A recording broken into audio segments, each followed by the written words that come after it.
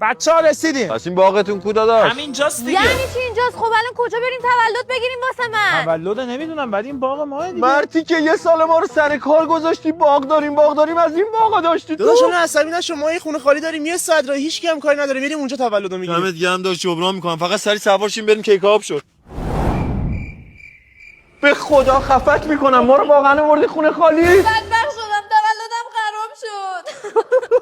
آقا سلام، یه آگهی گذاشتید ویلاتون خالی الان؟ داداش یه مشتری که میخواد پول بزنه، ولی اگه شما زودتر بزنی من برای شما نگه میدارم. خب نه شماره کارت بدید من سری واریز میکنم، لوکیشن هم برامون بفرستید. مرسی.